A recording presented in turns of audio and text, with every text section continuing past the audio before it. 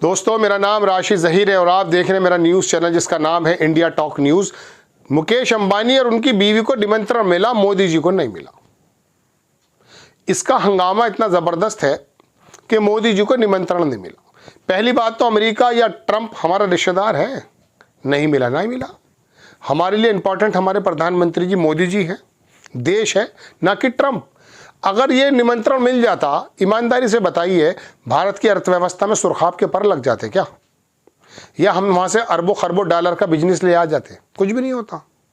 पहले भी हमने इसका प्रोग्राम कराया है, लेकिन इसने मुकेश अंबानी को बुलाया। ये सोचने की बात। इस ट्रंप ने, जिसको दक्षिणपंथी माना जाता था और है, जिसके बारे में इजराइल के लोग ये कह रहे थे कि अगर ये आ जाएगा तो पूरे के पूरे मिडिल ईस्ट का हंगामा करके रख देगा, वो आदमी आते के साथ ही सबसे पहले तो इसराइल को धमका करके लड़ाई बंद करा देता है, यूक्रेन की लड़ाई बंद करा देता है, और अमेरिका फर्स्ट होने के नाते सबसे पहले चीन के मिनिस्टर से बात करता है, चीफ प्राइम राष्ट्रपति से, शी जिनपिंग से। फिर कहता है दुनिया कैसे खूबसूरत बने इसके बारे में हमें बात करनी है। बिजनेस के नए आयाम गढ़ता है। पुतिन की मुलाकात की बात चल रही है। एलन मस्क जो दुनिया का सबसे बड़ा बनिया मान लीजिए, वो काम कर रहा है।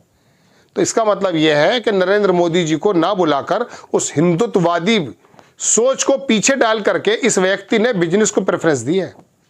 आप इस बात को देखिए, मुकेश अंबानी को बुलाने, मुकेश अंबानी की कोई पार्टी है? अब इस बारे में खबर चल रही है कि मोदी जी को नहीं बुलाया। अरे भाई, ये सोचो मोदी जी को किस लिए नहीं बुलाया? मोदी जी की राजनीति करने की जो पूरी की पूरी तरीकेकार है वो क्या है? आरएसएस की बुनियाद क्या है? भारतीय जनता पार्टी किस मुद्दे से आकर के राष्ट्रीय पटल पर छा गई है? सोचिए, वो है नफरत, अलगाव, वर्गीकरण, हिंदू मुसलमान, कब्रिस्तान पाकिस्तान। इसके मुखिया हैं। प्रधानमंत्री देश के प्रधानमंत्री हैं, लेकिन मुखिया इस बात के भी हैं, कपड़ों से पहचानते हैं, दुनिया भर की बातें होती हैं। तो इसका मतलब यह कि ट्रंप जैसा व्यक्ति, जिसके बारे में पूरे कम से कम दुनिया के मुसलमान देश ये सोच रहे थे कि ये अगर आ जाएगा तो दुनिया से मस्जिदें खत्म कर देगा, वो तो झगड़े खत्म कर रहा है। वो तो इसराइल को भी धता बताते हुए डांट के लहजे में आकर उसने कह दिया कि कर ले, मेरे ऑफिस ज्वाइन करने से पहले पहले तुझे ये जो है बंद करनी पड़ेगी। वहाँ के हंगामा मच गया, लेकिन बंद करनी पड़ी। इसका मतलब यह है कि वो जो अमेरिका फर्स्ट का नारा दे रहा है वो बहुत बेहतर है। दूसरी खबर क्या है कि ये बिजनेसमैन की तरफ को आ रहा है। क्या आपको मालूम है कि 2 महीने पहले हमारा फॉरेन रिजर्व जो है वो 705 बिलियन डॉलर था, वो घट करके 625 रह गया जनाबे मन 2 महीने में। आपको खबर है? नहीं खबर। संभल में आकिल को पकड़ लिया है, सैफ अली खान के चाकू मार दिया है ना? ये खबरें हमारे पास हैं, लेकिन ये खबर नहीं है हमारे पास। और इस 625 में 100 बिलियन डॉलर तो ऐसे हैं दोस्तों जो गोल्ड की शक्ल में, दूसरी यूजेबल रिजर्व भी नहीं है वो। इसका मतलब 525 ही डॉलर हमारे राजस्व के अंदर मौजूद है। खबर है। आपको मालूम है फॉरेन इन्वेस्टर जो लोग आए हैं, FPI जिनको बोलते हैं, फॉरेन पोर्टफोलियो इन्वेस्टर, उन्होंने जो पैसा निकाला है वो डॉलर में निकाला है। लगाया था जब 80 थे और निकाल रहे हैं तो 86 है। आप पर कोई फर्क नहीं पड़ता। एक पत्रकार कह रहे थे कि कटोरा हाथ में आने वाला है। खबरें सुनते रहो संभल की, खबरें सुनते रहो सैफ अली खान की, खबरें सुनते रहो केजरीवाल के उस पर पथराव मार दिया, ये कर दिया, वो कर दिया।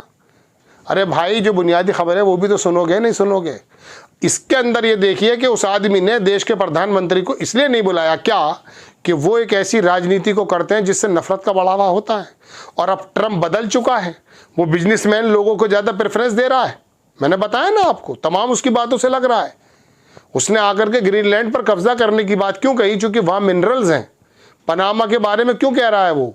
चूंकि वो वहाँ से चाहता है कि उसका कारोबारी मामला बने। तो जब देश का इतना बड़ा, दुनिया का इतना बड़ा एक नेता जो दक्षिणपंथी माना जाता था, जो हिंदुत्व की राजनीति, हिंदुत्व का मतलब है दक्षिणपंथी, उसकी राजनीति करता था, जो ईरान को धमकी देता था, मुस्लिम देशों को धमकी देता था, वो तो आकर के पूरे इसराइल में, मिडिल ईस्ट में हीरो बन गया साहब। और मोदी जी को बुलाने रहा है, बिजनेसमैन को बुला रहा है। इसका मतलब ये कि उसने भी, उसको भी पता चल गया कि देश जो चलेगा, परिवार जो चलेंगे, कौमें जो चलेंगी, वो दरअसल कारोबार से चलेंगी। इस बात से नहीं चलेंगी कि हिंदू मुस्लिम करते रहें तुम्हारे मंत्री रात दिन बैठे बैठे। ये इस बात से नहीं चलेंगी जनाब। आप समझ लीजिए, देश के अंदर, दुनिया के अंदर सबसे बड़ा नेता जिसको ये माना जा रहा था कि वो बहुत ही ज़्यादा खिलाफ है, वो आदमी अपनी पलटी मार करके बिजनेसमैन के कंधे पे चढ़ के बता रहा कि बताओ अमेरिका को फर्स्ट कैसे बनाया जाए। तो क्या भारत को फर्स्ट नहीं बनाया जाए? इस तरह की तमाम खबरों को छोड़कर इस बात पर गौर करने की ज़रूरत है कि मोदी जी को क्या इसलिए नहीं बुलाया कि हिंदुत्व की राजनीति से प्रेरित है मोदी जी और बिजनेसमैन को इसलिए बुलाया कि भविष्य में उसके कोई ना कोई मामले साधे जाएंगे, जबकि एलन मस्क और मुकेश अंबानी में कुछ ना कुछ रायवरी हो सकती है। ये जियो चलाता है, वो अपना जो चलाता है स्टारलिंक, कल को भारत में अगर वो आ जाता तो जियो ख़त्म हो जाएगा। लेकिन उसके बावजूद भी एक प्लेटफॉर्म पे सारे लोग मौजूद हैं। आप लोग नारेबाजी करते रहिए। सबसे बड़ी दिक्कत की बात तो ये है कि आप सुनने वाले, आपके अंदर इंटरेस्ट नहीं है कि किसान नेता भूखा बैठा है 50-55 दिन से। आपको यही नहीं मालूम कि अर्थव्यवस्था के हाल क्या है, सुनना भी नहीं चाहते। चटकी हुई खबरें चाहिए, चटकी हुई खबरें। करीना कपूर ने क्या कह दिया है, उसने क्या कह दिया है, कि राशन ने क्या कह दिया है। अरे ये खबरें तो 2 दिन के बाद उबाल मार के ख़त्म हो जाती हैं भाई। वो $1 बिलियन जो कम हुए वो कम हो गए। अर्थव्यवस्था के हालात ख़राब है, महंगाई बेरोजगारी के हालात ख़राब हैं, और जो डाटा आपके सामने लेकर लाए जा रहे हैं ना वो अच्छे नहीं हैं। तो लिहाजा अपने टेस्ट को बदलिए और समझिए कि दुनिया में देश का सबसे बड़ा नेता, अमेरिका का राष्ट्रपति, जब बिजनेस की तरफ आ रहा तो आपको और मुझे अपने बच्चों की खातिर क्या बिजनेस की तरफ नहीं जाना चाहिए? जाइए। आपको खबर कैसी लगी अपनी राय कमेंट्स बॉक्स में ज़रूर दीजिए। चैनल को सब्सक्राइब कीजिए, शेयर कीजिए। नेक्स्ट टाइम मैं किसी खबर के साथ हाजिर होता हूँ। जय हिंद।